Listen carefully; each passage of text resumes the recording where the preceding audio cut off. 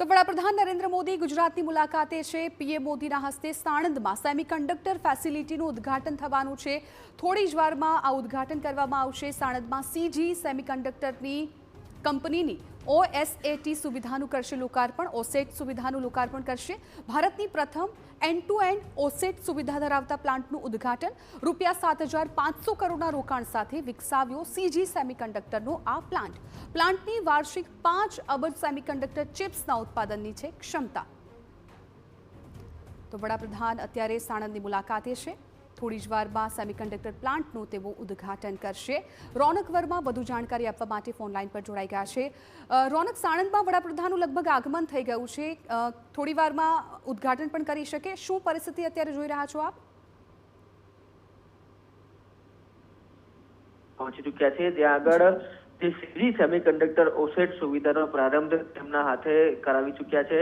અત્યારે તેઓ પ્લાન્ટનું નિરીક્ષણ કરી રહ્યા છે, જેમાં મુરુગપ્પા ગ્રુપ દ્વારા તૈયાર કરવામાં આવેલ અત્યાધુનિક પ્લાન્ટ છે તેનું તેઓ નિરીક્ષણ છે તે કરી રહ્યા છે। તેના સીધા તે દ્રશ્યો અત્યારે સાણંદથી સામે આવી રહ્યા છે। ખાસ કરીને આજે સેમિકન્ડક્ટર વેલ્યુ ચેઇનમાં ભારતની સ્થિતિ વધુ મજબૂત કરવા તરફનું ખૂબ મોટું પગલું છે તે માનવામાં આવી રહ્યું છે। મહત્વની વાત એ છે કે આ પ્લાન્ટ એ વાર્ષિક 5 અબજ ચિપ્સ ઉત્પાદનની જે ક્ષમતા છે તે આવે છે, એટલે કે આ ચિપ્સ ઉત્પાદન ફેસિલિટી સાથે ભારતનું વિશ્વભરમાં ખૂબ મોટું છે તે યોગદાન રહેશે। એના માટે જ ખુદ વડાપ્રધાન છે તેને ક્લોઝલી મોનિટર કરી રહ્યા છે। 7,500 કરોડથી વધુ પ્લાન્ટ છે તેમાં કરવામાં આવ્યું છે।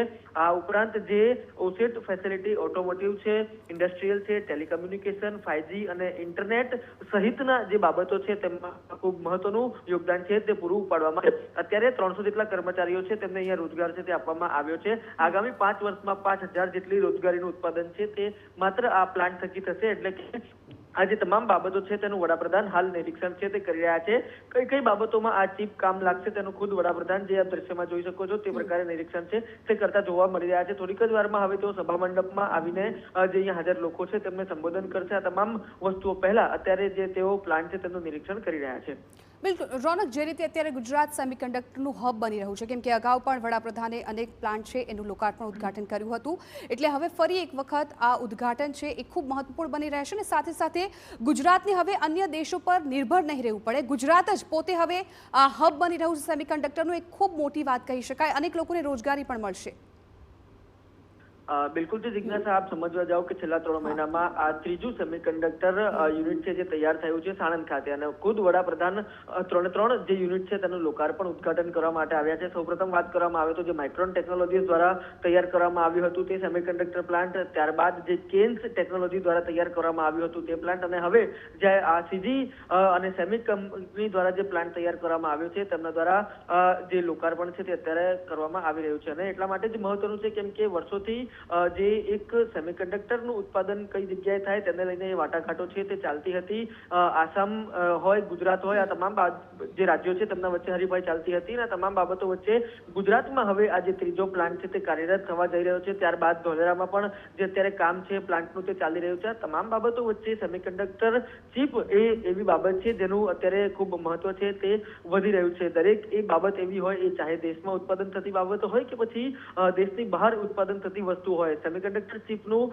જે માંગ છે તે સતત વિશ્વમાં વધી રહી છે અને તેના જ કારણે વડાપ્રધાન છે તેમનું એક સ્વપ્ન હતું કે સેમિકન્ડક્ટર ક્ષેત્રે ગુજરાત હોય કે પછી ભારત હોય તે એક મોટું પગલું ભરે। અને તમામ બાબતોને લઈને અત્યારે આપ દ્રશ્યમાં પણ જોઈ શકો છો કે જે વડાપ્રધાન નરેન્દ્ર મોદી છે તે યંગ જે એન્જિનિયર્સ છે તેમની સાથે વાત કરી રહ્યા છે, જેઓ આગામી સમયમાં આ સાણંદ ખાતેના જે પ્લાન્ટ છે તેમાં પોતાનું યોગદાન આપવામાં આવશે।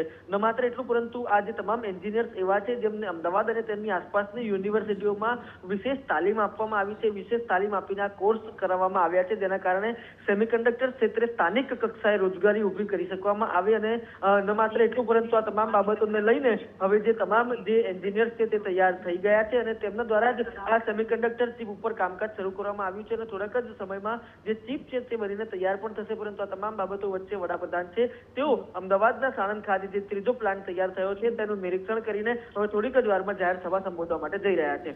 બિલકુલ રોનક, આભાર સમગ્ર માહિતી બદલ। તો અત્યારે સીધા દ્રશ્યો આપ સાણંદથી જોઈ રહ્યા છો કે જ્યાં વડાપ્રધાન નરેન્દ્ર મોદી પહોંચી ગયા છે અને થોડી જ વારમાં તેમનું સંબોધન પણ થવાનું છે. એ પહેલાં ત્યાં નિરીક્ષણ કરતા, ત્યાં જે લોકો હાજર છે તેમની સાથે વાતચીત કરતા પણ જોવા મળી રહ્યા છે. સેમિકન્ડક્ટર ઉદ્યોગનું મહત્વપૂર્ણ કેન્દ્ર છે અને જે પ્રકારે ગુજરાતમાં એક બાદ એક પ્લાન્ટ સ્થપાઈ રહ્યા છે, ગુજરાત માટે ખૂબ મોટી વાત છે. અને સાથે સાથે અન્ય દેશો પર અગાઉ જે ચીપ પર નિર્ભર રાખવામાં આવતું હતું એ પણ હવે નહીં રહે. જે પ્રકારે વડાપ્રધાનનો પણ મંત્ર છે કે લોકલ ફોર વોકલ, એ મંત્ર પણ અહીંયા સાર્થક થતો જોવા મળી રહ્યો છે.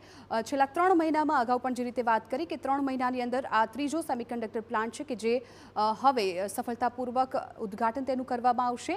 અત્યારે આ દ્રશ્યો સીધા આપ જોઈ રહ્યા છો સાણંદથી કે જ્યાં જે યંગસ્ટર્સ છે ખાસ તો તેમની સાથે વડાપ્રધાન નરેન્દ્ર મોદી છે વાતચીત કરી રહ્યા છે. ત્યારબાદ તેમનું સંબોધન પણ થવાનું છે.